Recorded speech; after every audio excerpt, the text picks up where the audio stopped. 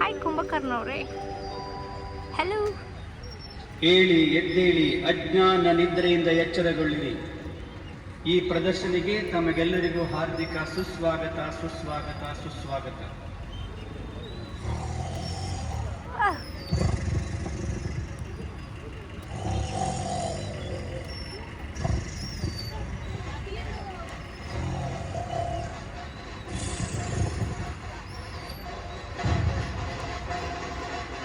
ಎದ್ದೇಳ್ತಾರ?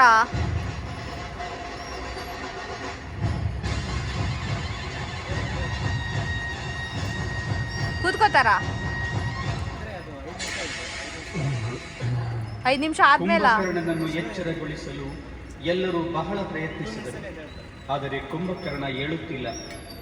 ವಾಸ್ತವವಾಗಿ ಕುಂಭಕರ್ಣ ಎಂದರೆ ಕಲಿಯುಗ ಎನ್ನುವ ರಾವಣ ನಗರಿಯಲ್ಲಿ ಅಜ್ಞಾನವೆಂಬ ಅಂಧಕಾರದಲ್ಲಿ ಮಲಗಿರುವ ಮನುಷ್ಯನ ಸಂಕೇತ. ಬನ್ನಿ ನೋಡಿ, ಕುಂಭಕರ್ಣ ನಿದ್ರೆಯಲ್ಲಿ ಮಲಗಿರುವ ಮಾನವನನ್ನು ಬ್ರಹ್ಮಕುಮಾರಿ ಸಹೋದರ ಸಹೋದರಿಯರು ಎಚ್ಚರಗೊಳಿಸುತ್ತಿದ್ದಾರೆ.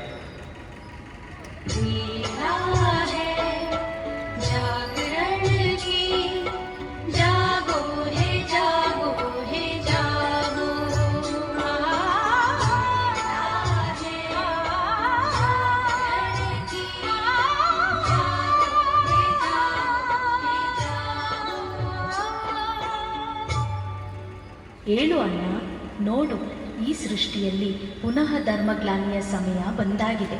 ಅಂದರೆ ಈಗ ಈ ಸೃಷ್ಟಿಯಿಂದ ಪವಿತ್ರತೆ, ಸತ್ಯತೆ, ಏಕತೆ ಹಾಗೂ ಮಾನವತೆ ಸಂಪೂರ್ಣ ಮಾಯವಾಗಿದೆ.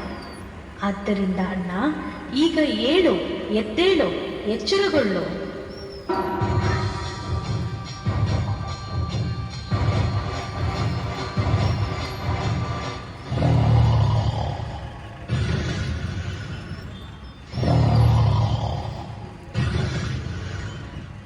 ಹೇ ಪ್ರಿಯ ಆತ್ಮನೇ, ಏಳು.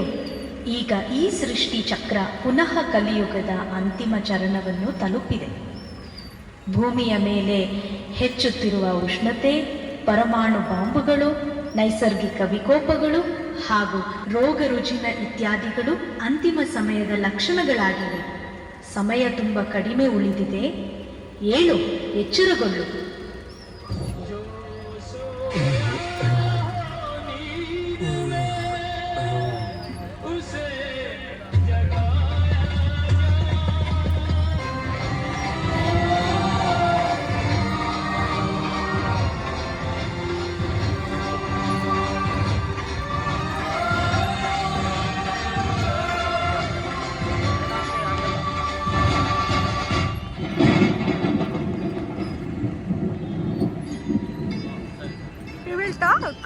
ನಾನು ಇದೆಲ್ಲ ಏನು ನೋಡುತ್ತಿರುವೆ?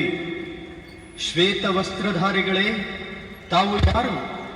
ತಾವು ನನ್ನನ್ನು ಏಕೆ ಎಬ್ಬಿಸುತ್ತಿದ್ದೀರಿ? ಪ್ರಿಯ ಆತ್ಮನೇ, ಈಗ ಅಜ್ಞಾನದ ನಿದ್ರೆಯಲ್ಲಿ ಮಲಗುವ ಸಮಯವಲ್ಲ.